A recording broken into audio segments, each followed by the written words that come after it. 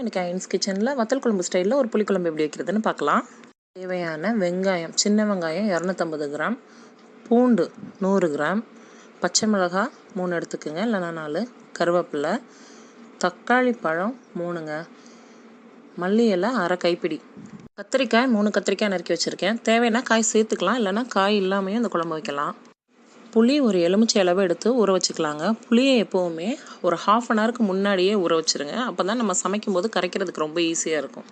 ஒரு பாத்திரத்தில் 7 table spoon நல்லெண்ணெய் ஊற்றிக்கங்க. நல்லெண்ணெய் நல்லா காயட்டும். புளிக்குழம்பு, மீன் குழம்பு இதுக்கெல்லாம் நல்லெண்ணெய் சேர்த்திங்கன்னா உண்மையிலே நல்லாயிருக்கும்.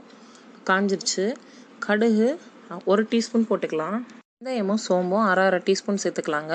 அதுவும் பொரிஞ்சதுக்கப்புறம் நம்ம நறுக்கி வச்சுருக்க வெங்காயம், பூண்டு, பச்சை மிளகாய், கருவேப்பிலை எல்லாத்தையும் இதில் சேர்த்து நல்லா வதக்கிடலாம். வெங்காயம் மீடியம் சைஸ் வெங்காயமாக இருந்துச்சுன்னா முழுசாக போட்டுருங்க. நல்லா பெரிய சின்ன வெங்காயமாக இருந்துச்சுன்னா அதை 2ஆக கட் பண்ணி போடுங்க.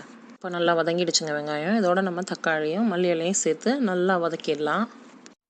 தக்காளி நல்லா மைய வதங்கினதுக்கப்புறம் நம்ம நறுக்கி வச்சுருக்க கத்திரிக்காயை இதோட சேர்த்துடலாம். கத்திரிக்காயை சேர்த்து அதை ஒரு நிமிஷம் நல்லா எண்ணெயில் வதக்கிட்டு அதுக்கப்புறமா நம்ம இப்போ மசாலாவை சேர்த்துடலாங்க. மிளகாய்த்தூள் 3 டீஸ்பூன், மல்லித்தூள் 5 டீஸ்பூனுங்க, அதுக்கப்புறமா சாம்பார் பொடி 1.5 டீஸ்பூன் சேர்த்துக்கலாங்க. இது எல்லாத்தையும் சேர்த்து 1.5 நிமிஷம் நல்லா வதக்கிடலாம். அதுக்கப்புறம் புளிக்கரைசலை சேர்த்தணும். எப்போ வத்தல் குழம்பு வச்சாலும் இல்லை வத்தல் குழம்பு டைப்பில் இந்த புளிக்குழம்பு வச்சாலும் கொஞ்சமாக சாம்பார் பொடி சேர்த்துக்கணுங்க. உண்மையிலேயே சூப்பராக இருக்கும். புளித்தண்ணி சேர்த்தாச்சு. இப்போ நம்ம மூடி போட்டு ஒரு 7 நிமிஷம் நல்லா கொதிக்க விடுவோம். தளன்னு 7 நிமிஷம் ஆயிடுச்சுங்க. அந்த எண்ணெய் அப்படி பிரிஞ்சு வந்து நிற்கிது பாருங்கள் குழம்புலேருந்து மேலே. அப்படி இந்த டைமில் நம்ம கொஞ்சமாக வெல்லம் சேர்த்துக்கலாம். வெல்லம் சேர்த்தா நம்மளுக்கு டேஸ்ட் இன்னும் என்ஹான்ஸ் பண்ணி கொடுக்குங்க. நம்ம இதை இன்னும் ஒரு 2 நிமிஷம் கொதிக்க விடுவோம். 2 நிமிஷம் ஆயிடுச்சுங்க. நம்மளோட சூப்பரான வத்தல் குழம்பு ஸ்டைல்லையே ஒரு புளிக்குழம்பு சூப்பராக ரெடி ஆகிடுச்சு.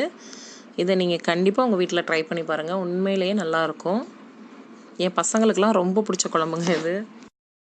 மறக்காமல் ஐன்ஸ் கிச்சனை சப்ஸ்கிரைப் பண்ணுங்கள், கமெண்ட் பண்ணுங்கள், ஷேர் பண்ணுங்கள், பெல் பட்டனை ப்ரெஸ் பண்ணுங்கள்.